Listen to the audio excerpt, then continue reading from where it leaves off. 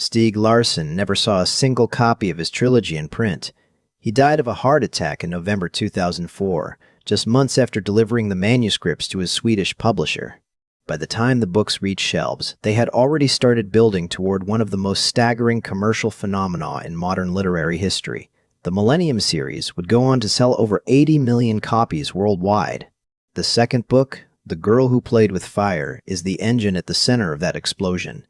It is darker, faster, more structurally ambitious, and considerably more ruthless than its predecessor.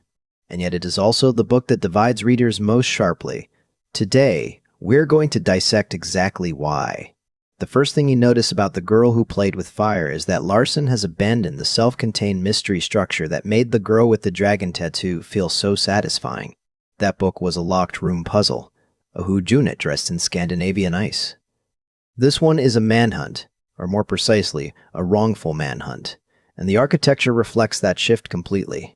The novel opens not in Sweden, but in the Caribbean. Lisbeth Salander, fresh off her destruction of the Winterstrom financial empire, has been living in solitude on Granada. She is watching, calculating, keeping the world at arm's length. This prologue matters because it establishes her in a condition of temporary peace before Larsson tears it apart.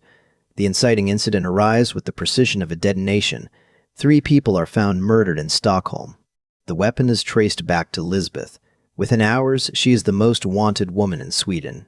What Larsson does brilliantly here is manufacture a ticking clock without anyone actually counting down seconds. There is no bomb, no ransom deadline. The pressure is structural. Every chapter that passes without Lisbeth clearing her name is a chapter in which the machinery of institutional Sweden closes tighter around her. The police are not incompetent villains. They are doing exactly what the evidence tells them to do, which makes the injustice of the situation more suffocating, not less. Pacing is controlled through chapter length with considerable skill. Larsson alternates between dense, investigative chapters following journalist Mikael Blomkvist and shorter, kinetic chapters tracking Lisbeth's parallel counter-investigation. The asymmetry is intentional. Blomkvist moves through bureaucracy and source cultivation, which takes time. Lisbeth hacks, observes, and acts, which takes minutes. The contrast keeps the narrative breathing at 2 different tempos simultaneously, preventing either thread from going stale. Cliffhangers are deployed sparingly, but devastatingly. Larsson understood that overuse kills tension. He places his chapter-ending gut punches at moments of revelation rather than moments of action, which is the harder skill. You turn the page, not because a gun has been drawn, but because a name has surfaced, a name that recontextualizes everything you thought you understood. The central revelation of The Girl Who Played with Fire is one of the most structurally loaded in the thriller genre. Alexander Zalachenko, the Soviet defector who was given sanctuary by Swedish intelligence, is Lisbeth Salander's father. He is also the trafficker whose network the murdered journalists were about to expose.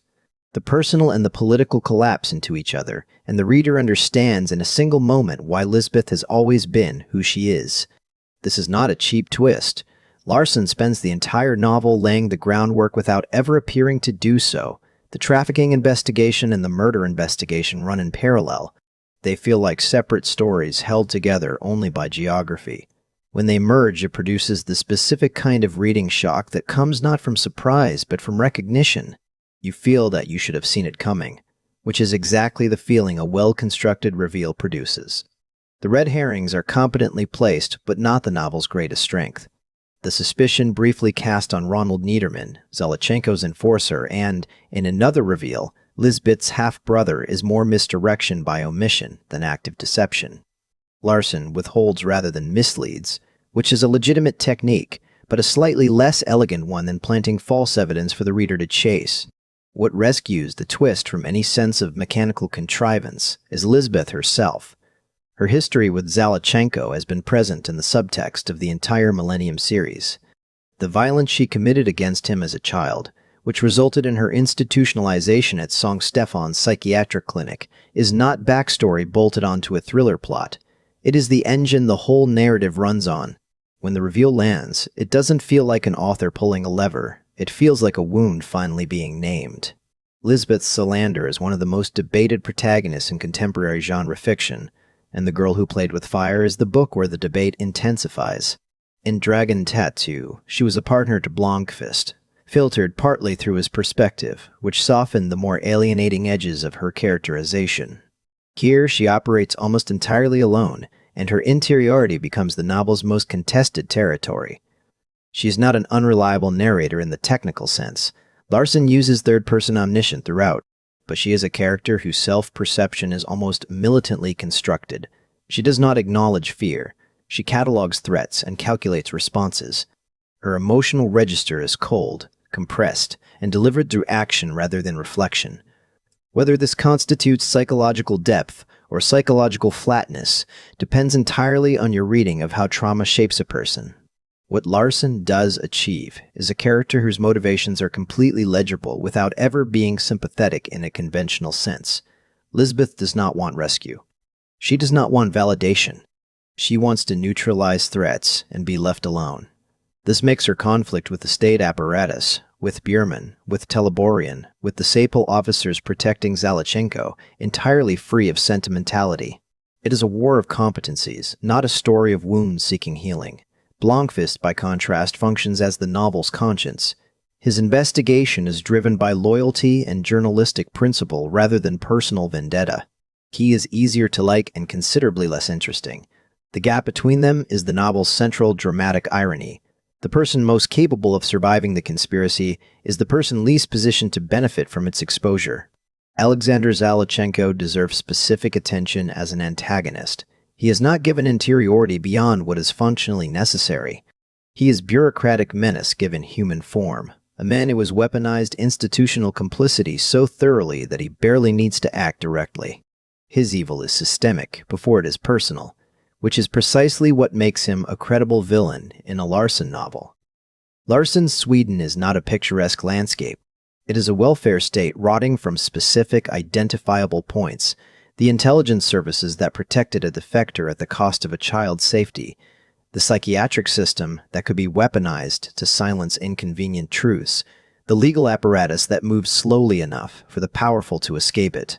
The setting is not backdrop. It is the second antagonist, which is the marker of a thriller operating at genuine literary ambition. The novel's most effective atmosphere is one of institutional claustrophobia. Lisbeth is not trapped in a physical location, but in a system.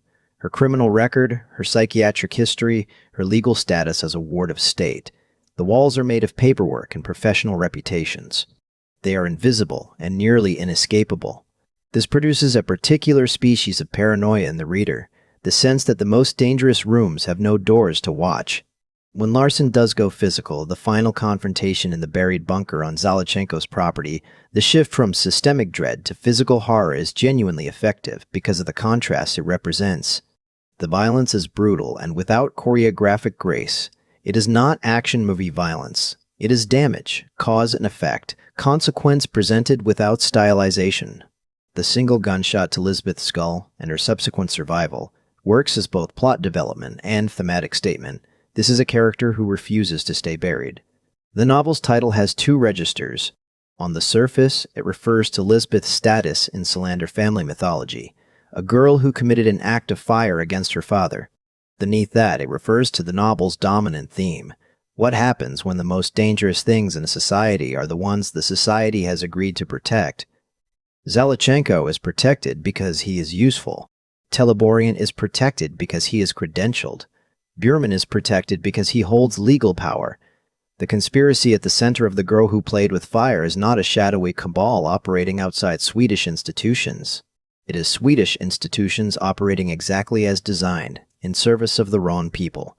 This is Larsson's argument, and it is the argument of a man who spent decades as an investigative journalist covering far-right extremism and institutional failure. The anger in this novel is specific. It has sources. It has names. The thematic payoff is partly satisfying and partly deferred. The trafficking network is exposed posthumously in the final Millennium article, but Zalachenko survives into the third book, and Lisbeth ends the novel in a coma buried alive under a Swedish farm. The resolution is deliberately incomplete. Larsson is not writing a procedural in which justice is administered and equilibrium restored. He is writing about the weight of institutional corruption, which does not resolve in 180,000 words, or in 3 volumes, or, the novel implies, at all. What the ending does deliver with considerable force is the confirmation of Lisbeth's identity. She is not a victim, she is not a survivor in the therapeutic sense of that word. She is a combatant, and she remains one even with a bullet in her brain and the earth above her. The final image of the novel, Lisbeth's hand breaking the surface of the soil, is as close to mythological as Larsson gets. It is earned, it is startling, and it sets the terms for the third act with absolute clarity. The Girl Who Played with Fire is not a perfect thriller. Its middle section carries weight unevenly. Several minor characters blur into each other, and Blomkvist's romantic subplot belongs in a different, considerably less urgent book. But, at its structural core, it is a novel doing something genuinely difficult, using genre mechanics to prosecute a real argument about power, complicity, and the cost of silence. That is why it sold 30 million copies. And that is why, more than 20 years after Larsson died at his desk, it still cuts.